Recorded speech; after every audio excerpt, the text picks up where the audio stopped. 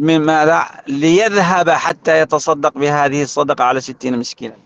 لكن الصحابي رضي الله عنه قال على أفقر منا، يعني طارت وكذا، لكن أيضا أنا لا أستطيع الصدقة. لماذا؟ لأنه أنا مسكين ولا أجد الطعام والشراب في بيتي، فالنبي صلى الله عليه وسلم جعله يأكل منها كذلك.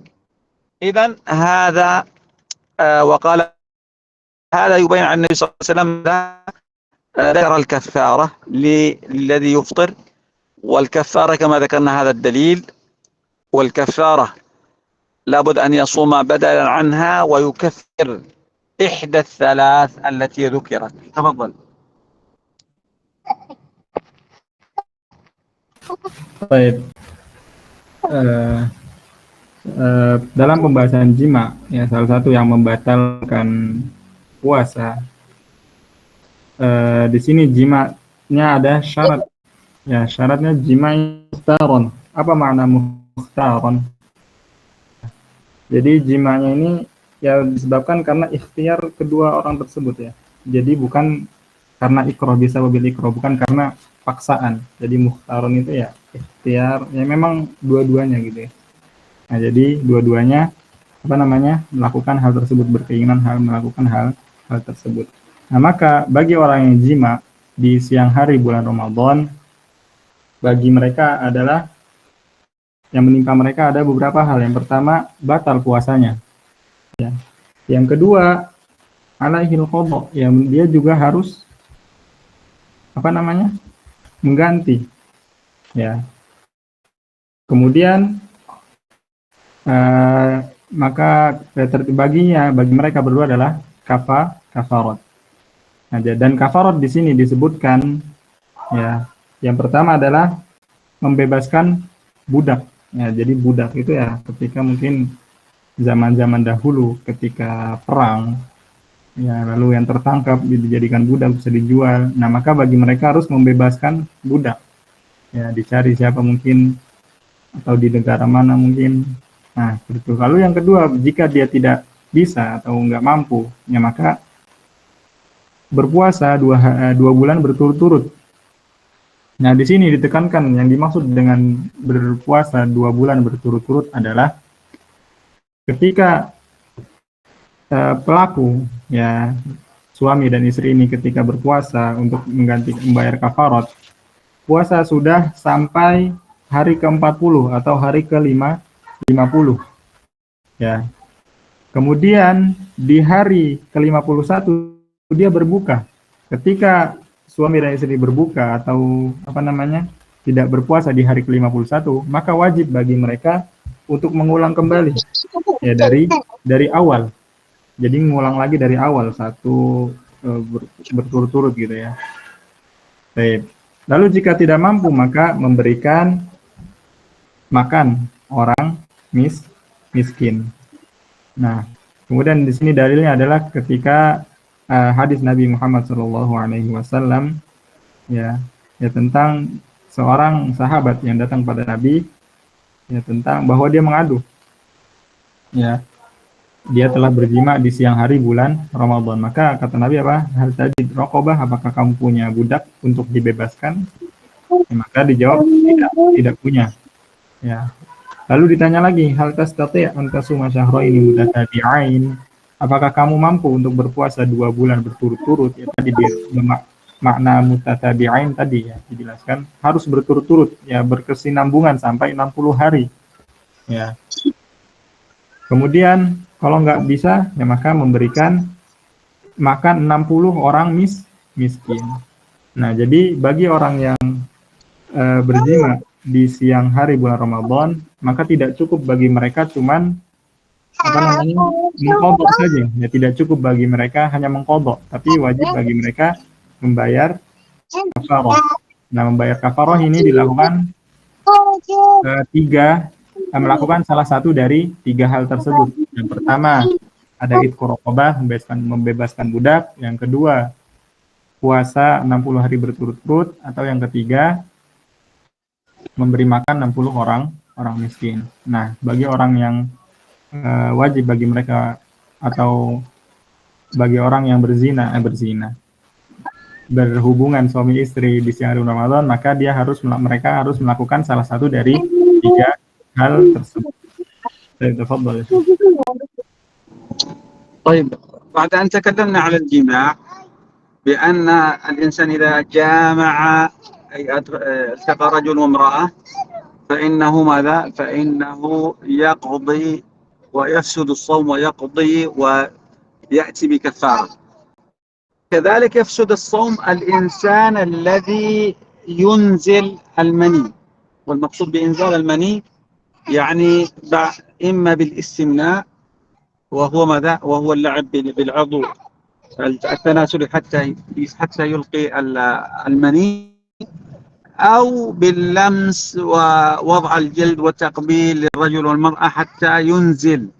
هذا كله يفسد الصوم ويجب عليه القضاء، إلا أن هذه الطريقة لا تجب فيها الكفارة عتق رقبة، صيام شهرين متتابعين، إطعام 60 مسكين، لا تجب. لماذا؟ لأن الكفارة فقط جاءت بدليل من أحاديث الرسول صلى الله عليه وسلم للذي يجامع فقط، ولم تأتي للذي ماذا يستمني أو ينزل المني بأي طريقة أخرى. وهذا الرجل والمرأة فيه سواء. إذن إنزال المني بتقبيل أو شهوة أو لمس يعد مفسدا للصوم، ويجب فيه القضاء ولا تجب الكفارة، لأن الكفارة إنما وجبت بحديث بالسنة. تفضل. Baik. Kemudian yang membatalkan puasa dan masih dalam berhubungan dengan masalah jima ini yaitu adalah mengeluarkan mani, inzalul mani. Entah dia disebabkan karena sentuhan atau karena istimna. Istimna itu apa namanya? Onani ya bahasa sekarang. Onani ya, atau hal lainnya. Ya, maka ini membatalkan puasa. Ya, maka bagi orang yang melakukan hal tersebut puasanya batal. Akan tetapi tidak dibebankan bagi mereka apa? Kafarat. Kenapa ya? Karena dalil kafarat ini khusus barang siapa yang berjima di siang hari bulan Ramadan. Dan tadi kita sudah dijelaskan definisi jima ya. Jima itu apa ya? Ketika seorang laki-laki dan perempuan ya bertemu untuk menyalurkan syahwat dan bertemunya apa tadi ya kemaluan laki-laki dengan kemaluan perempuan. Nah, maka inilah yang dibebankan kafarat. Tapi kalau cuman sekedar ya tadi mengeluarkan mani dengan sebab dipegang atau istimna onani, maka bagi mereka hanya batal dan qadha saja. Ya, jadi tidak dibebankan kafarat bagi pelaku. Ya, karena hadis atau nas yang disebutkan mengkhususkan barang siapa yang berjima saja. Baik, tafadhal ya Syekh.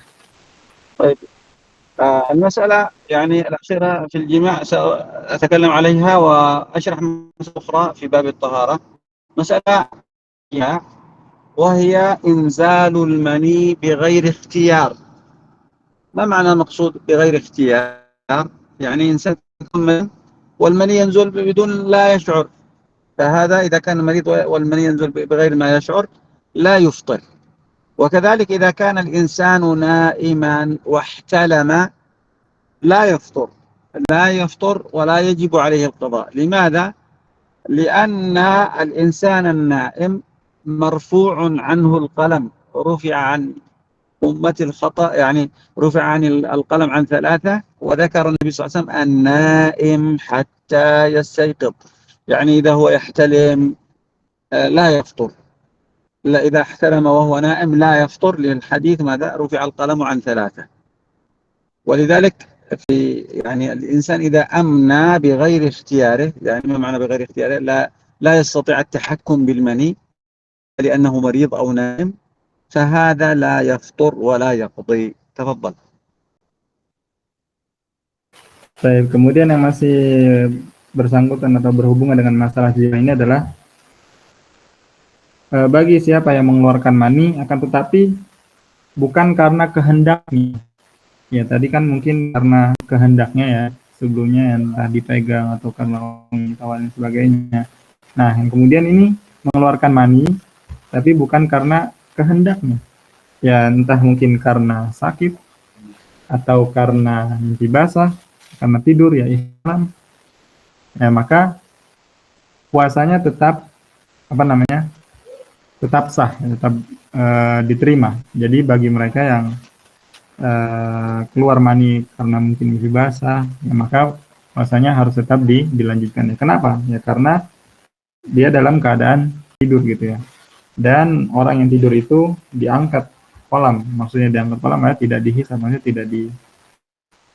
tidak dicatat gitu ya, sebagaimana orang yang bangun. Ya karena rufi'atil qalam an salasah, sebagaimana hadis Nabi Muhammad SAW, kolam itu diangkat dari 3 orang yang ada disebutkan lupa. Ya, lalu dalam poin ini adalah tentang ya tidur. Jadi orang yang tidur dia tidak dicatat ya sampai dia bangun. Jadi orang yang ihtalam atau mimpi basah, maka dia tidak batal puasanya.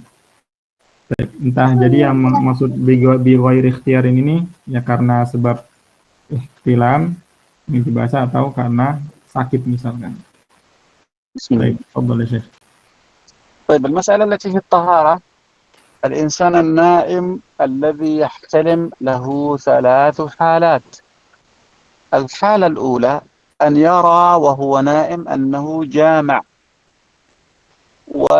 ورأى بللا، رأى البلل أي رأى الماء في ثوبه، فهذا تجب عليه أو يجب عليه الغسل وهو جنب، أصبح جنب ويجب عليه الغسل، أصبح جنب ويجب عليه الغسل. هذه الحالة الأولى، أنه رأى جماعا في منامه، يعني عندما كان نائم كان ينظر أنه ماذا يجامع، واستيقظ الصباح أو عندما استيقظ رأى الماء ورأى البلل، رأى البلل أي الماء، فهذا يصبح جنب وتجب عليه الطهارة. الحالة الأولى. الحالة الثانية أن ينام ولا يرى ولا يذكر أنه كان يعني يرى رؤية الجماع، لم يذكر هذا، لم يذكر لكنه ماذا؟ لكنه مباشرة استيقظ ووجد بلل، يجد الماء في ثوبه، هو لا يذكر أنه جامع لكنه يجد البلل، يجد الماء في الثوب، هذا أيضا جنب وتجب عليه يعني غسل الجنابة. الحالة الثالثة كان يرى في المنام أنه يحتلم أو أنه جامع، ثم بعد ذلك استيقظ الصباح وثوبه ليس به بلل وثوبه ناشف ليس به ماء، فهذا لا يجب عليه الاغتسال، لا تجب عليه الطهارة. إذن 3 حالات. الحالة الأولى تجب الطهارة، الحالة الثالثة لا تجب الطهارة. ما هي الحالة التي تجب الطهارة؟ يرى وينظر في المنام أنه يجامع ويجد الماء في ثوبه، هذا تجب. الحالة الثانية لا يرى لكنه يستيقظ الصباح ويجد بللا أو يجد الماء في ثوبه، تجب الطهارة. الحالة الثالثة كان ينظر أنه جامع لكنه عندما استيقظ الصباح لا يجد الماء في ثوبه، لا تجب عليه الطهارة. وهذا الرجل والمرأة فيه سواء. تفضل. Baik, kemudian pembahasan tentang orang yang mimpi basah. Ya, dari sini pembahasannya bukan tentang puasa lagi, maksudnya singgung sedikit tentang pembahasan toharoh. Nah, bagi orang yang mimpi basah, maka ada 3 hal ya baginya. Hal yang pertama atau keadaan yang pertama, yaitu seseorang yang mimpi basah, dia melihat di dalam mimpinya bahwasanya dia sedang berjima, mungkin dengan siapa, dengan orang lain, mungkin dia berjima. Ya. Kemudian ketika bangun, dia melihat ya di sekitarnya itu basah, ya, basah, maka wajib bagi dia untuk apa? Mandi janabah, karena dia seorang yang junub, ya, karena dia berjima di dalam mimpinya, kemudian dia melihat bahwasannya ada tanda di sekitar yang celananya, ya sekitarnya basah, ya maka dia dihukumi seorang yang junub, maka wajib bagi dia untuk mandi janabah. Kemudian keadaan yang kedua adalah ketika seseorang tersebut tidur, ya dia tidak ingat apakah dia jima di dalam mimpinya, pokoknya dia nggak ingat apa-apa, ya mungkin karena tidurnya panjang atau nyenyak, ya dia tidak teringat. Ya, akan tapi ketika bangun basah sekitarnya, ya maka sama dia dihukumi dengan orang yang pertama, yaitu dia dalam keadaan junub, maka wajib bagi dia untuk apa? Mandi janabah. Kemudian keadaan yang ketiga, ya orang yang mimpi berjima, ya dia ingat sekali mungkin ya bahwasannya ketika dia tidur tadi dia mimpi jima, ya demikian, akan tapi ketika bangun dia tidak basah, ya celananya nggak basah, kering gitu kan, ya kan, tapi dia ingat bahwasanya tadi tidur tadi mimpinya ini gitu kan. Nah maka untuk orang yang ketiga ini dia tidak dihukumi junub, maka tidak wajib bagi dia untuk mandi. Ya jadi keadaan orang yang bermimpi atau yang tidur, ya tadi yang pertama dia melihat jima dan ada basah, maka wajib mandi baginya. Yang kedua, dia tidak bermimpi demikian, akan tetapi basah di sekitarnya, maka dia wajib mandi. Lalu yang ketiga, dia ingat dia mimpi, akan tetapi ketika bangun tidak basah, ya maka tidak wajib mandi bagi dia. Baik, tafadhal ya Syekh. طيب المسألة الثالثة من مفطرات الصوم، المسألة الثالثة من مفطرات الصوم عمدا. إذن ذكر الطعام والشراب عمدا وذكر التقيؤ عمدا. ما المقصود بالتقيؤ؟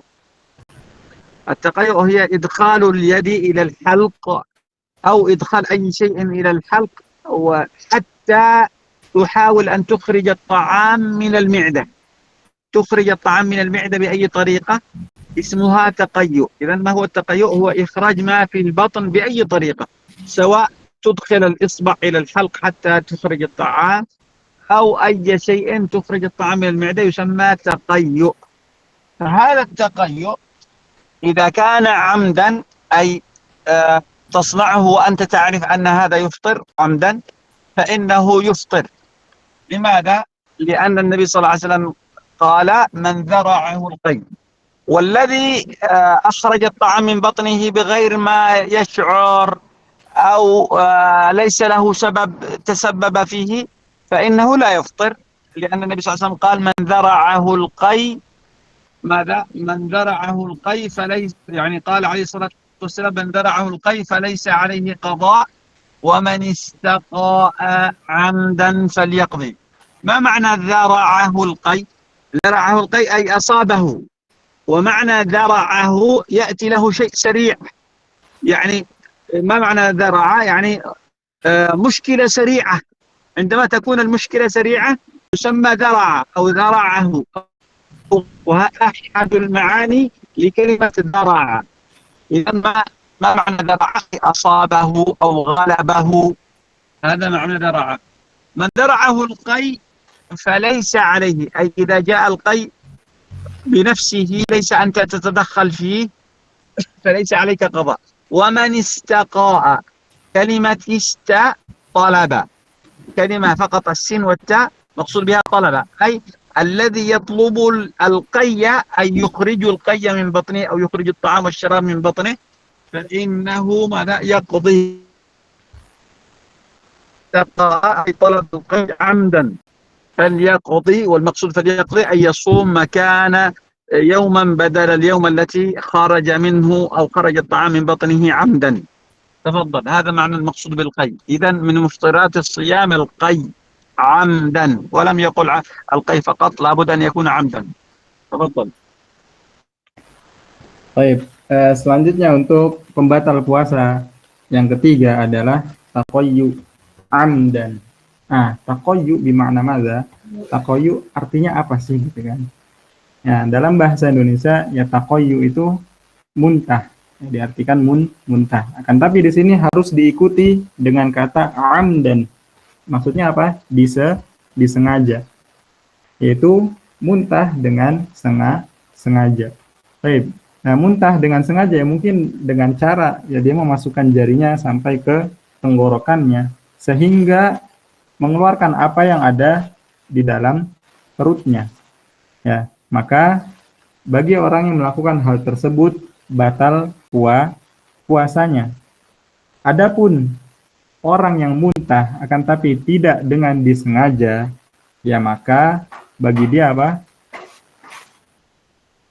Ya, tetap dia harus melanjutkan puasa. Ya, jadi bagi orang yang muntah dengan disengaja dengan cara memasukkan sesuatu ke dalam mulutnya misalkan sehingga keluar apa yang ada di perutnya, maka wajib bagi dia batal puasanya dan wajib bagi dia untuk mengqadha.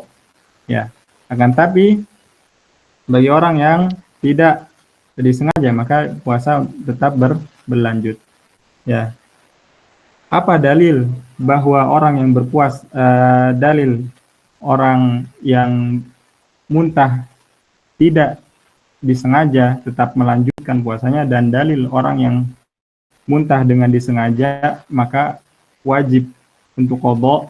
Dalilnya adalah hadis Nabi SAW.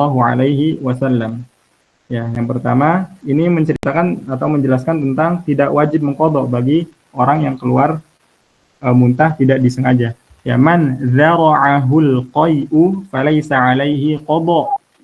Ya, apa makna dzara'a?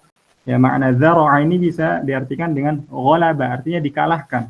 Maksud dikalahkan apa? Ya, mungkin ketika antum dan antuna muntah, pasti terkadang ada alamah, tanda-tanda, betul? Nah, ketika seseorang dikalahkan, kita udah berusaha nahan supaya nggak muntah, akan tapi akhirnya kita muntah. Ya, karena kita dikalahkan dengan sebab muntahan tersebut, ya maka bagi mereka tidak wajib mengqadha. Ya. Lalu wa man istaqa'a 'amdan, dan barang siapa yang muntah secara sengaja falyaqdi, maka hendaknya dia mengqadha. Ya, tadi dijelaskan makna zara'a yaitu ghalaba, ketika dia dikalahkan oleh muntahnya sendiri. Ya, tadi maksud dari dikalahkan ya tadi karena mungkin ketika kita karena sebab sakit misalkan masukannya biasanya itu ya kita pasti pengen muntah-muntah gitu kan. Nah mungkin kita tahan, kita masih mampu nih karena sakit masuk angin mungkin atau masih pusing, kita masih mampu untuk berpuasa ya kan. Tapi muntah ya dan ada tanda-tandanya dan kita udah nahan tapi kita dikalahkan ya maka tidak ada qadha baginya. Baik, tafadhal ya Syekh. الأمر الرابع مما يفطر به الصائم، يفطر الصائم بماذا؟ بالحجامة. يفطر الصائم بالحجامة. المقصود بالحجامة خراج الدم من الجلد دون العروق. يعني معروفة الحجامة، معروفة يعني لن نشرح هذه الحجامة، لكن دليلها قال عليه الصلاة والسلام أفطر الحاجم والمحجوم. الحاجم هو الطبيب الذي يسحب الدم، والمحجوم الإنسان الذي يخرج من جسمه الدم. طيب لماذا يفطر الحاجم؟ الدم يخرج من جسم الإنسان الآن. طيب الحاجم الطبيب لماذا يفطر؟ في السابق كان يضع الآلة على الجلد وهو الذي يمص الدم، هو الذي يسحب، يعني يمص. ما معنى يمص؟ أي أنه يحاول أن يسحب الدم إلى أعلى حتى يصل إلى فمه. فلذلك النبي صلى الله عليه وسلم قال أفطر الحاجم والمحجوم. أما الحاجم في هذا الوقت لا يفطر لأنها أصبحت آلات ولا يصل الدم إلى فمه ولا ربما إلى يده، فلذلك لا يفطر الحاجم. لكن المحجوم قال عليه الصلاة والسلام أفطر الحاجم والمحجوم. المحجوم يفطر لهذا الدليل، والله أعلم. تفضل.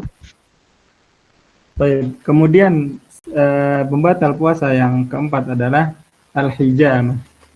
Ya, mungkin kita sudah paham ya tentang makna hijamah. Itu adalah bekam. Itu mengeluarkan darah dari kulit. Ya, dari kulit. Nah, bagi orang yang berpuasa dan dia berbekam, maka batal puasanya. Sebagaimana sabda Nabi Muhammad sallallahu alaihi wasallam, "Afṭaral hajimu wal mahjum."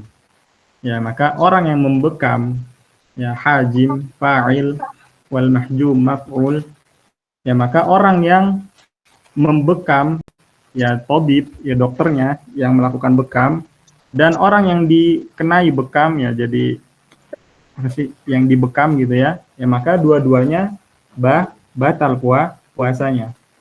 Akan tetapi ini mungkin pada zaman dahulu.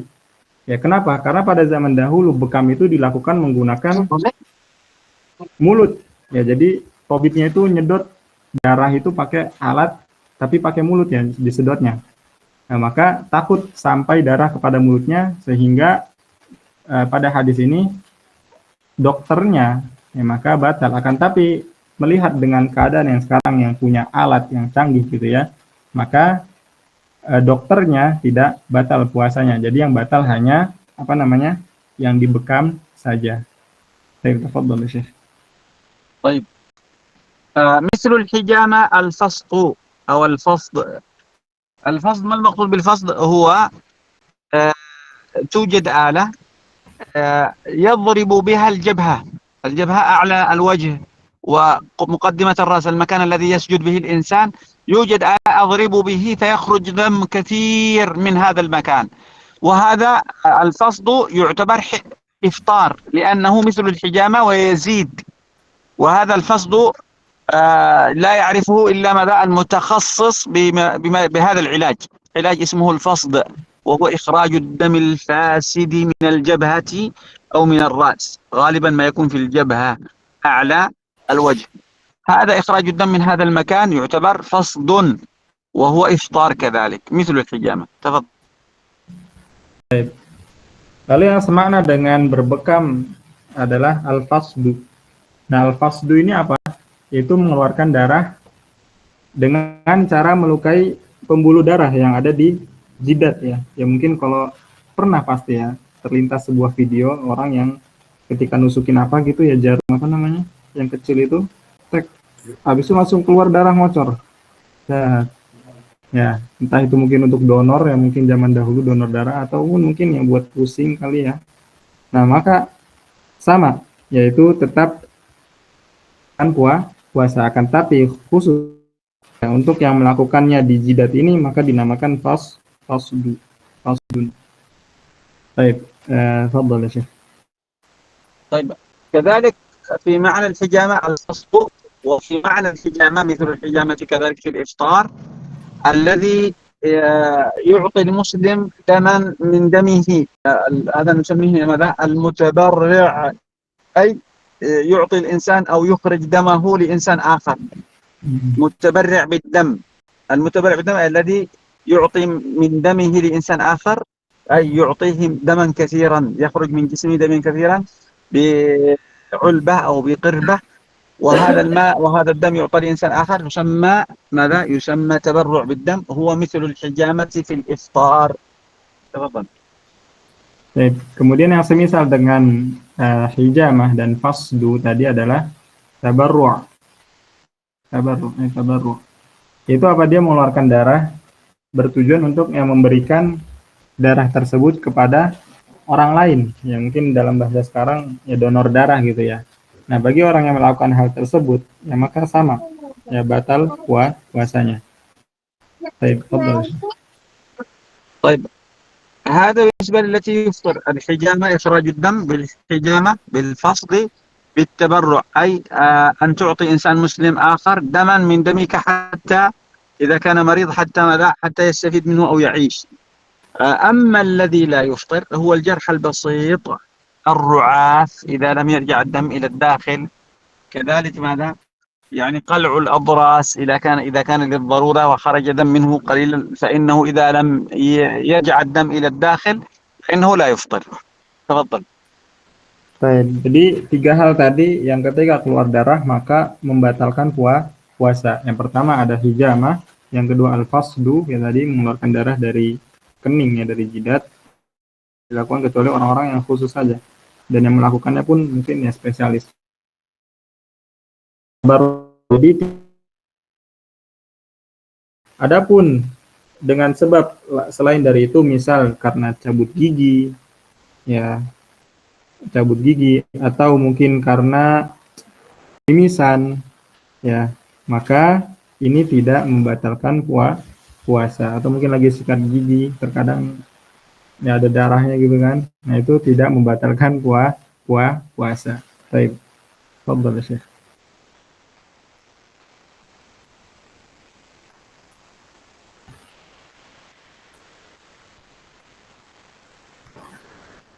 يعني أولا، ثانيا تخبر الطلاب أنه لابد أن يسجل اسمه في اللينك في الرابط.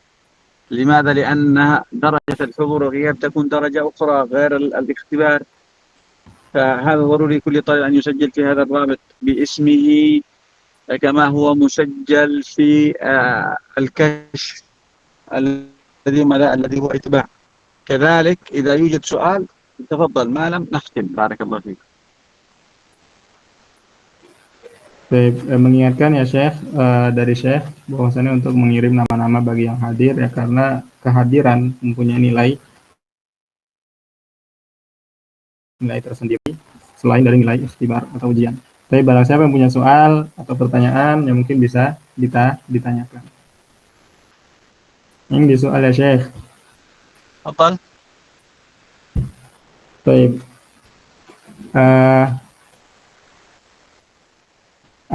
الزوج والزوجة جمعا في نهار شهر رمضان وعليهما. طيب، ولكن يفعل الجماع بعد الصبح مثلا، وجاء وقت المساء وهما يريدان أن يكرر الجماع يا شيخ، هل كفارتهما ما بزيادة أو يكفي بسبب الجماع؟ إذا في نفس اليوم، إذا كان في نفس اليوم يعني ربما كفارة واحدة. نعم. طبعا هذه فيها مسألة، هذه المسألة فيها خلاف، أنه يعني هو الاعتداء على شهر رمضان، ولذلك إذا كرر الاعتداء ولو في نفس اليوم هل يكفر أكثر من كفارة؟ لكن لعل الأرجح أنه إذا كان يوما واحدا، فإذا جامع في الصباح ثم في نفس اليوم جامع بعد الظهر لعله كفارة واحدة لهذا اليوم. نعم. والمقصود بالكفارة واحدة يعني معناته عتق رقبة، صيام شهر متتابعين، ماذا إطعام 60 مسكين. فإذا جامع في يوم آخر وجبت عليه كفارة أخرى.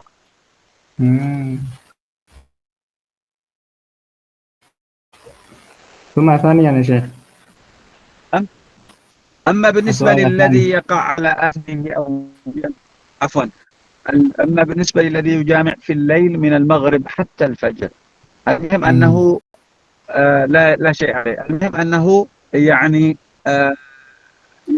يؤذن للمغرب وهو صائم، ثم يؤذن للفجر وهو ينتهي من الجماع. طيب، حتى لو يعني بقي جنبا، حتى لو بقي جنبا، نعم، حتى لو بقي جنبا، أهم شيء مثلا إنسان مثلا جامع السحور ثم بعد ذلك أذن الفجر وهو لا زال جنبا لكنه انتهى من الجماع قبل الأذان، فهذا لا شيء عليه حتى لو كان جنبا بعد الأذان. لماذا؟ لأنه جامع قبل الأذان. بارك الله فيك. تفضل. طيب، يمكن تشرح هذه العبارات أو تسأل لو جاء مشكلة.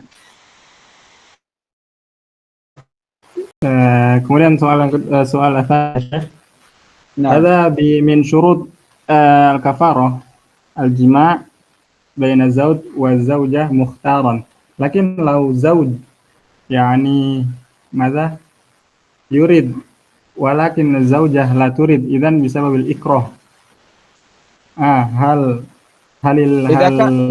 الامرأة ما مقدار عفوا، ما مقدار الإكراه يعني هو أن يأتي إنسان يعني ماذا يصنع لك شيء لا تستطيع أن تدفعه، لا تستطيع أن تدفعه.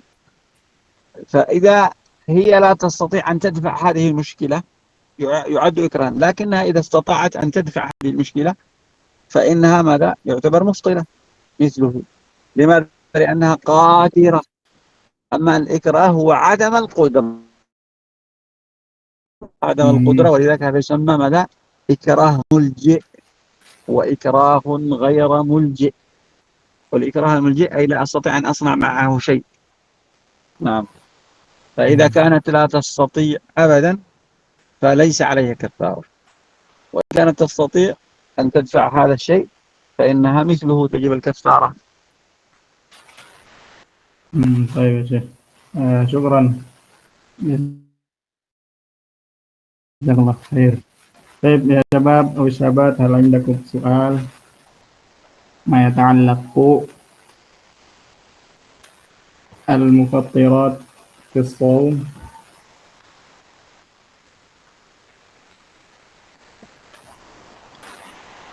لدي سؤال يا شيخ. تفضل. الحقنة يا شيخ، هل هذه تبطل الصوم أم لا؟ طبعا تكلمت عن الحقنة. الحقنة إذا كانت في الجلد، المقصود في الجلد هي التي في العضلة، في الدبر، في العضلة، ليس المقصود بها في الدبر، إنما المقصود بها ماذا؟ ليس الوريد، المقصود بها التي في الجلد، وليست الوريد التي تكون ماذا في مجرى الدم. هذه لا تفطر، الحقنة لا تفطر، لكن التي تفطر الدم أو تكون فيها مغذية. ما المقصود بالمغذية؟ العلاج، الماء الذي يضاف إليه أدوية ويوضع في ماذا في فراشة. الفراشة المقصود بها الإبرة التي تكون في اليد، ثم تبقى تسير في جسم الإنسان حتى يتغذى. هذه المغذية مفطرة، لكن الحقنة العادية ليست مفطرة.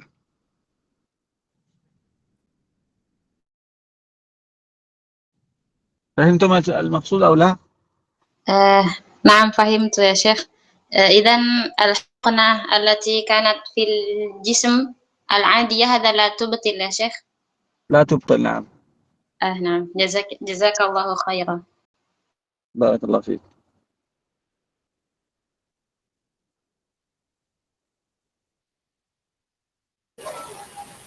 طيب، إذا لا يوجد سؤال آخر،